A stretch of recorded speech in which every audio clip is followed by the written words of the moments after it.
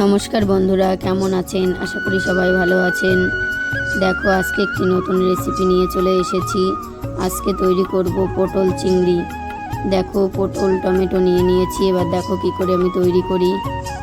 এখানে আমি 200 গ্রাম চিংড়ি মাছ নিয়ে নিয়েছি।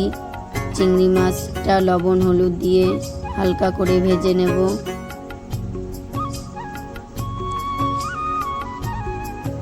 এখানে দেখো চিংড়ি মাছটা ভাজা হয়ে গেছে, আর পটলটাও খোসা ছাড়িয়ে কেটে নিয়েছি।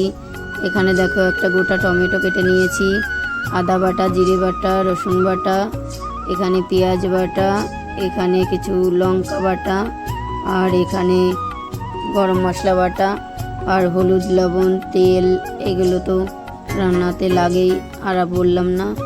এখানে দেখো তেল দিয়ে হলুদ লবণ দিয়ে পটলটাকে ভালো করে ভেজে নিচ্ছি। দেখো পটলগুলো কিরকম ফুলে উঠছে। নামিয়ে সেই তেলে দেখো চিংড়ি মাছগুলো আর একটু ভালো করে ভেজে নিচ্ছি।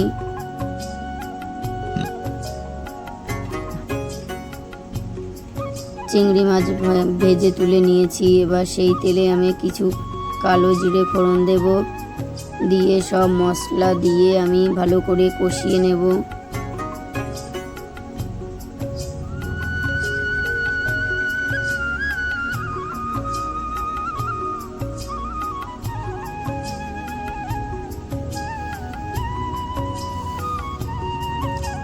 এক এক করে দেখো আমার সব মশলা দেওয়া হয়ে গেছে। মশলাটাও দেখো অনেকটা কষে এসেছে। এখানে এবার লবণ আর হলুদ দিয়ে মিশিয়ে নেব। মশলাটার কালারটা দেখো কত সুন্দর এসেছে।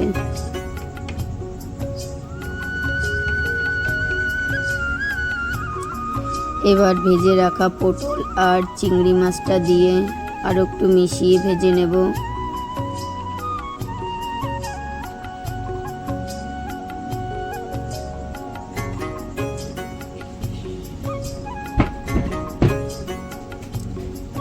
তোমরা চাইলে পটলগুলো হাফ হাফ করেও নিতে পারো, কিন্তু আমি দেখো গোটা গোটা নিয়েছি। গোটা নিলেও খেতে খুব সুন্দর হয়।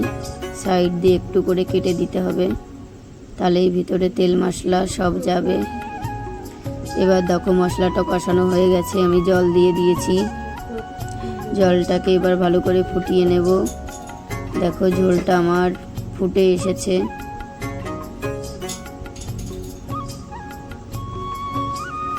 এখানে দেখো আমার ঝোলটা অনেকটাই শুকিয়ে এসেছে,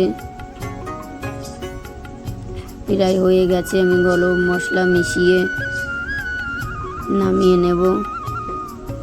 গন্ধতে ঘরে ময় করছে। দেখো কালারটাও খুব সুন্দর এসেছে। এখানে দেখো নামিয়ে নিচ্ছি একটা প্লেটে। এবার পুরোটাই নামিয়ে নেব।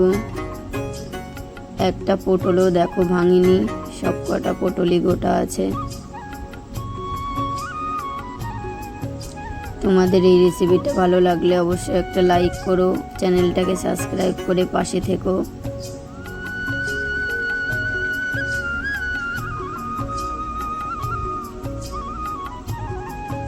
দেখো নামিয়ে নিয়েছি, এবার খেতে বসে যাব।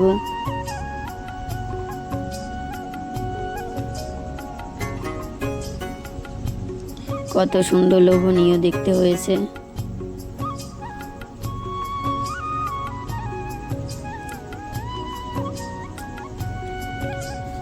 দেখো খেতে বসে গেছি। রান্নাটা খুবই সুন্দর হয়েছিল। রেসিপিটা তোমাদের কেমন লাগলো অবশ্যই কমেন্ট করে জানাবে।